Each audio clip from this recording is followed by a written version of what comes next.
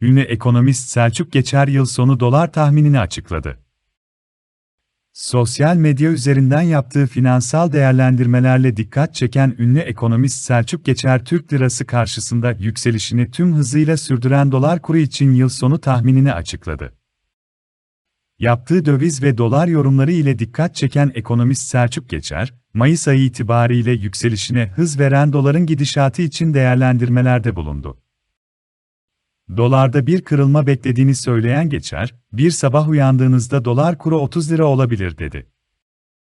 Hükümetin beklenen döviz müdahalesi hakkında da konuşan Geçer, vatandaşı uyararak, 21 Aralık senaryosu tekrar etmeyecektir yorumunda bulundu. Medyatava TV Gündem programında Ceylin Çağatay'ın sorularını yanıtlayan Geçer, doların sadece 1-2 hafta içinde 17 lira seviyesini aşacağını söyledi. Doların kısa vadeli geleceği. Ben beklentilerimi çok kez paylaştım. Dolarda çok kısa süre içerisinde 17 liraya ilerleyeceğiz. Önce ara durakların olacağını söylemiştim. Bunlardan ilki 15.80'di. Ardından 16 liranın üzerine kendisini atar ve sonrasında emin adımlarla 17 liraya gider demiştim. Enflasyon rakamlarına bakarsanız zaten bir düşüş beklenmiyor. Doların 12 ay sonraki tahminine bakarsanız zaten 17.57 gibi bir rakam söz konusu. Sene sonunda ise 19 liralar seviyesinde bir kur görebiliriz. Piyasada 22 lira. Piyasadaki dolar kurunun çok daha yukarıda olduğunu söyleyen Geçer, piyasadaki kura baktığınızda, maliyetlerdeki kura baktığınızda zaten şu anda 22 liralardayız. Dolara müdahale edilmezse ne olur? Dolara müdahale edilmemesi durumunda kaçı bulacağı sorusuna yanıt veren Geçer, dolara çok fazla müdahale edemiyorlar. Edebildikleri müdahaleler ile belli seviyelerle çok kısa sürelerle tutabiliyorlar. Hatırlayın, bir müddet dolar 12-13 bandında iken doları 14 lirayı geçirmiyor dediler ve 14 oldu, 15'e izin vermeyecekler dediler, 16 oldu dedi. Dolar yeniden 12 liraya düşebilir mi? Doların yeni bir müdahale ile kolay kolay düşmeyeceğini belirten Selçuk Geçer, düşürülür ama nasıl düşürülür? Ekonomik göstergeleri ve bütçeyi darmadağın edersiniz.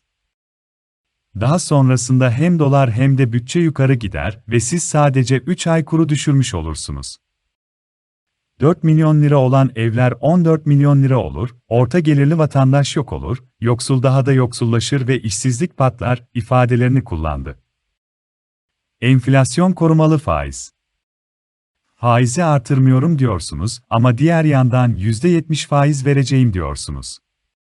Peki, pek çok arsa, ev, araç sahibi takır takır varlık satıp bu faize geçerse konut ve araç piyasası ne olur? Bence bunlar kabinede konuşuldu ve konut piyasasına vereceği zarar nedeniyle vazgeçildi. Süper bono doları patlatacak. Selçuk Geçer'den akıl oynatacak tahminler. Kara borsa kapıda. Piyasa uzmanı Selçuk Geçer, dolar üzerine gelen soruları YouTube kanalında yanıtladı. Süper bono iddialarını da yanıtlayan Geçer, yeni paketin açıklanmasıyla doların geleceği noktayı söyledi.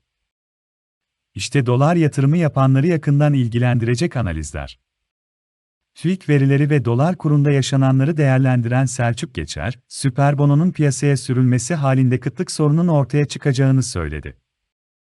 Süper bono ile doların çıkacağı seviyeyi veren Geçer, dolar için kritik uyarılarda bulundu. İşte Geçer'den dikkat çeken piyasa değerlendirmesi. Dolar 1 TL'ye düşer mi? Dolar şu an güzel bir noktada. Dolar 16.57'yi gördü. Selçuk Geçer, dolar 1 TL'ye düşecek mi? Sorusunu da yanıtladı. Geçer, dolar 1 TL'ye düşecek. 1 Türk lirası bile olmazsa 2 TL'ye düşer. 10 Türk lirası olduğunda 0 atsaydık 1 TL'ye düşerdi. Şimdi en yakın hedef 20 lira. 20 liraya geldiğinde illa 1 liraya düşüreceğiz diye ısrar ederlerse o dolar eşittir 100 lira olur dedi. Aradaki farkı hazine ödeyecek. Süper bono sorularına ilişkinse Geçer, enflasyon %73 şu an. Süper bono gelirse bankalar %16 ödeyecek yine politika faizine bağlı olarak, diyelim ki enflasyon %90 enflasyon geldi. Aralarında %75 fark oluyor. Bunu yine biz ödemeyeceğiz. Hazineden ödenecek, diye konuştu. Kara borsa patlar. Süper bono çıkarsa Aralık 2021 dönemi tekrar yaşanır mı sorusuna cevap veren Geçer, Aralık ayının tam tersini yaşarız. Enflasyon korumalı tahvil gelirse, eğer geldiğini gün itibariyle dolar 30 mu olur 40 mı olur bilmiyorum. Ne alaka demeyin. Artık ekonomi toparlanamayan bir kırılmaya girer. Türkiye'den herkes kaçar. Süper bono çıkmasını bekliyorsanız, ihracatı bitirecek. Kur patlaması yaşanır. Kıtlık başlar. Kara borsa patlar. Ürün kıtlığı yaşanır. Hiçbir aradığınızı bulamazsınız. Dolar artık 500 mu 600 mu ne olur bilemem. Allah ne verdiyse oraya gider, ifadelerini kullandı. Süper bono gelirse piyasalar alt üst. Süper bono hamlesi ile ekonominin dönüşeceği durumu sıralayan Geçer, kıtlık uyarısında bulundu. Geçer, süper bono için şunları kaydetti. Dolar 16 seviyesinden 15'e düşer diye sevinirsin, ondan sonra dolar 100 liraya gittiğinde de kafayı yersin. O arada ekmekte 100 lira olur. Süper bono hikayesi var ya, gelsin onu da görelim. Deneyelim. TÜİK'te dahil olmak üzere açıklanan enflasyona kimse inanmıyor. Eğer iki katı çıkıyorsa burada bir yanlış vardır. Hata var.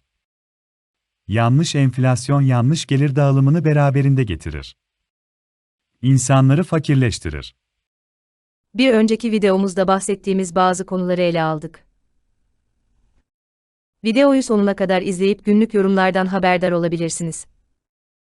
Ekonomist Evren Devrim Zelyut, dolarda 2-3 Haziran'a dikkat.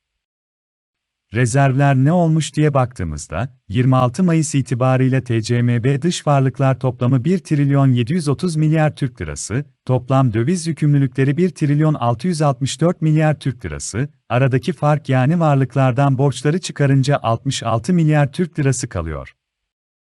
Bu da 4 milyar dolara denk geliyor. Ancak net rezervimiz bu kadar değil. Bir de merkezin swap yani borç aldığı dövizler var, onları da bu rakamdan düşmek gerek. 20 Mayıs itibarıyla swap toplamı 64,6 milyar dolar. 64,6 milyar dolar. Allah korusun deprem olsa, Ukrayna'ya saldırdıkları gibi bize de bir süper güç saldırsa, stoklar bitince onları yerine koymak için gerekli olan para durumu yani rezervler ekside. Türkiye'nin kısa vadeli borcu ne kadar? 181 milyar dolar. Normalde bir devletin rezervi en az kısa vadeli borcunu karşılayıp 6 aylık ithalatına yetecek kadar olmalıdır. Ama Türkiye bundan çok uzakta. Bu noktaya kadar yazdıklarında yeni bir şey yok, kendini tekrar etme dediğinizi duyar gibiyim. Eyvallah, haklısınız. O zaman kamuoyunda söylenmeyen iki konuyu söyleyelim, farkımız ortaya çıksın. Kurda durum gerçekten kötü, zira Fed Eylül ayında faiz artırım döngüsüne biraz ara versin şeklinde görüşler belirmeye başladı. Çünkü Amerika Birleşik Devletleri durgunluk riskinden çok korkuyor ve gelen verilerden mesela konut satışların dramatik düşüşü bunu işaret ediyor. Bu durum nedeniyle DXY yani dolar endeksi 105'ten 101'e, Amerika Birleşik Devletleri 10 yıllık tahvil faizi 3,20'den 2,75'e gerilemiş, yani dolar kan kaybetmiş. Sonuç olarak gelişen piyasa paraları ise değerlenmiş, mesela Güney Afrika randı dolara karşı 16,20'den 15,50 olmuş. Peki lira? 15,80'den 16,30'a yükselmiş. Dünyada dolar zayıflarken, gelişmekte olan ülke paraları değer kazanırken, liranın yükselişi ne demektir?